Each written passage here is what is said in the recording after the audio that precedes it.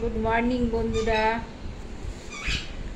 যা গরম পড়েছে, রান্নার ব্লগ করতে পারছি না, সেরকমভাবে কিছু রান্না করতেও ইচ্ছে করছে না। যেটা করছি এখন, এই যে জিয়া শিটটা,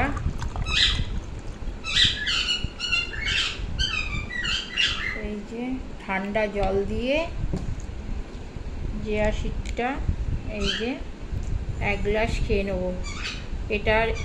এটা ফাইবার আছে যেহেতু, এটায় তোমার 3-4 গ্লাস জল খেতে হবে। 1 গ্লাস পুরো খেলেই তোমার 3-4 গ্লাস জল খেতে হবে, ঠিক আছে? আর সবথেকে যেটা জিনিস জানো, সবথেকে বড় জিনিস হচ্ছে যে তোমার এটা খাওয়া অনেক উপকার, এটা অনেক খাওয়ার উপকার। আর এমনি স্টিলের গ্লাসে নেবে না, নেবে কাঁচের গ্লাসে। কাঁচের গ্লাসে নিলে তোমার খেতেও ভালো লাগবে, আর এতে খাওয়ার হচ্ছে ডেকোরেশনে খেতে ইচ্ছা করে। খাওয়ার যদি সুস্থভাবে গুছিয়ে রাখো, যেমন এই যে দইটা আমার টক দইটা খুব একটা যে ভালো লাগে তা না, কিছু দিয়ে যেমন এই জিয়া সিড দিয়ে, এই জিয়া সিডটা দইয়ের মধ্যে রাত্রেবেলা ভিজিয়ে রেখেও আমি খাই টক দইটা। হ্যাঁ, একটুখানি টক দই নিয়েছি, ঠিক আছে? আর ভগবানের গোপালের প্রসাদ আমরা হচ্ছে আমি আর কাকু এটা নিয়ে নেব, ঠিক আছে? আমাদের এতেই অনেক সকালে বলতে গেলে টিফিন হয়ে যায়। তবে হ্যাঁ, কাকু হচ্ছে তোমার খেয়ে যায়, চিড়ে দিয়ে দই দিয়ে খেয়ে যায়।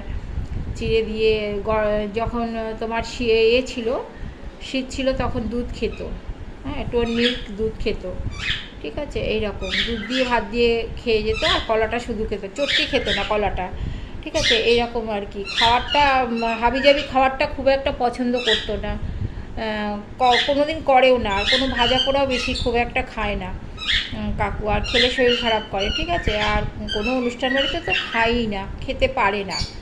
হ্যাঁ, এই হচ্ছে কথা। যত বুঝে খাবে ততই ভালো, তো সেটাই হচ্ছে কথা। আর সবথেকে বড় জিনিস কি, খেতে খুব ভালো।